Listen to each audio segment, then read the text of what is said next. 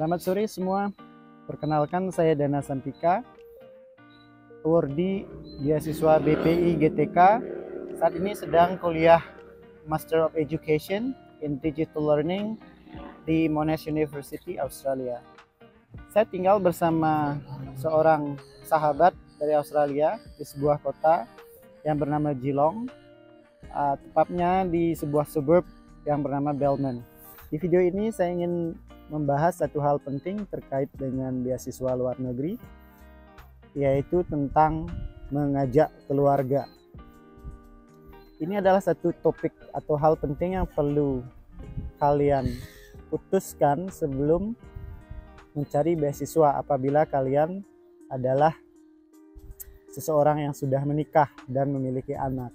Entah sudah punya anak atau belum, tetapi keputusan untuk mengajak keluarga adalah hal mendasar yang perlu kalian pikirkan sebelum memutuskan untuk mencari beasiswa. Karena tempo atau waktu untuk belajar di luar negeri itu cukup lama, yaitu 2 tahun atau kalau PhD bisa 4 tahun. Sehingga keputusan untuk mengajak keluarga itu menjadi hal penting yang perlu dipikirkan sebelum mencari beasiswa. Nah, spesifik saya akan berbicara tentang pengalaman saya, yaitu memperoleh beasiswa S2, ya, program master, di mana untuk beasiswa S2 ini tidak mendapat tanggungan untuk keluarga. Jadi segala biaya untuk keluarga itu saya tanggung sendiri. Ada beberapa biaya yang perlu dipersiapkan terkait mengajak keluarga untuk studi di luar negeri, khususnya di Australia. Pertama itu adalah yang paling penting adalah biaya asuransi kesehatan.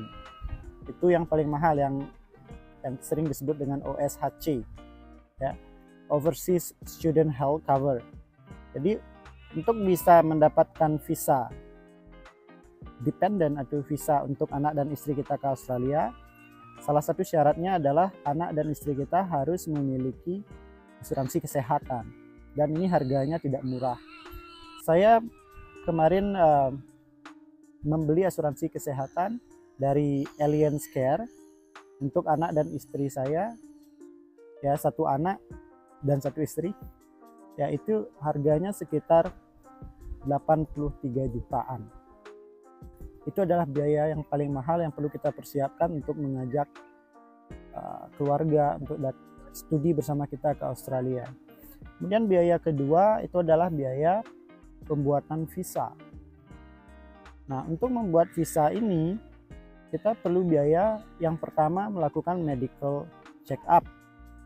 Untuk di Bali itu biasanya di rumah sakit BIMC di depan NBG.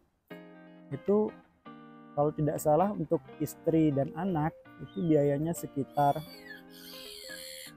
3 jutaan. Kemudian untuk membuat visa istri dan anak itu saya habis kurang lebih 10 juta. Kemudian biaya selanjutnya adalah tiket pesawat. Ya, saya berangkat tanggal 16 Februari yang lalu dari Denpasar ke Melbourne itu menggunakan pesawat Garuda. Kami bertiga membeli tiket dengan harga sekitar mendekati 16 juta untuk 3 orang. Jadi kalau dihitung untuk istri dan anak itu sekitar 10 jutaan, ya. Jadi kalau dihitung total biaya-biaya yang diperlukan untuk mengajak istri dan anak, itu pertama adalah biaya asuransi kesehatan atau OSHC untuk istri dan anak itu sekitar 83 juta untuk rentang studi 2 tahun. Nanti kalau Bapak Ibu studinya PhD 4 tahun itu biayanya lebih mahal lagi. Ya, kalau seperti saya 2 tahun, 1 anak dan 1 istri, ya, itu biaya asuransi kesehatannya 83 juta. Kemudian biaya yang kedua itu adalah biaya visa, medical check up plus visa. Ya, medical check up harganya sekitar 2 jutaan sampai 3 juta. Kemudian visa harganya 10, berarti sudah 13 juta. Nah, yang selanjutnya itu adalah biaya tiket pesawat. Untuk istri dan anak, kalau dalam kasus saya menggunakan pesawat Garuda, itu sekitar 10 juta. Berarti 83 tambah 13 itu adalah 96, 96 tambah 10 itu 106. Ya, jadi biaya yang kita perlukan, yang kita habiskan ya untuk tiba saja di Australia, khususnya di Melbourne, itu sekitar 106 juta. Nah, belum lagi pada saat proses pembuatan visa itu ada syarat membuat rekening koran namanya, dimana di tabungan kita harus menunjukkan bahwa kita punya tabungan yang stabil selama 3 bulan, kurang lebih sekitar di atas 150 juta. Semakin banyak semakin bagus. Jadi kita harus bisa menunjukkan selama 3 bulan terakhir itu rekening kita ada tabungan di atas 150 juta dan stabil. Nah, itu dibuktikan nanti dengan namanya rekening koran dan surat pernyataan dari bank bahwa rekening kita isi uang itu tabungan sejumlah tertentu di atas 150 juta stabil selama 3 bulan. Jadi kalau ditambah 106 juta tambah 150 juta, minimal di rekening harus ada sekitar 200 jutaan. Nah, ini jadi pertanyaan penting atau pertimbangan penting bagi Bapak Ibu yang mau mengajak keluarga untuk studi, bilanglah S2 seperti saya ke Australia. Karena harus menyiapkan tabungan kurang lebih 200 juta.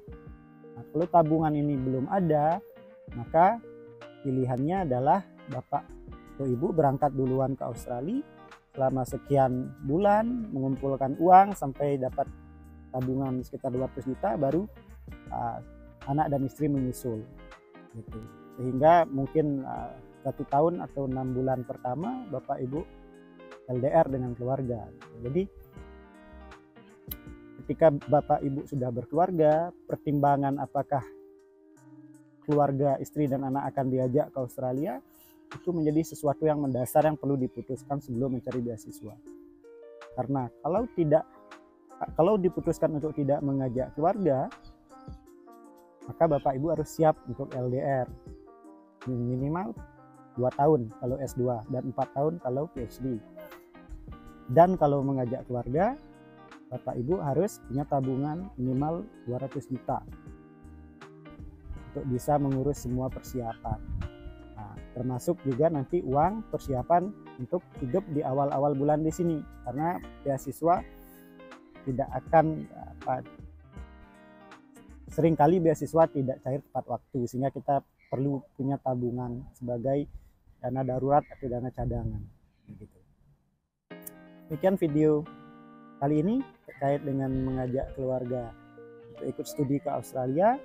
Sebenarnya masih ada banyak tips terkait cara mengakali bagaimana seperti kasus saya hanya dengan uang 100 atau hanya dengan tabungan sekitar 170 juta saya akali sehingga semuanya bisa terpenuhi sampai saya datang ke sini.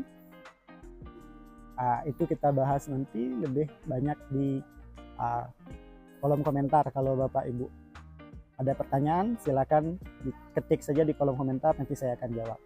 Terima kasih telah menonton. Sampai jumpa di video selanjutnya. Cheerio.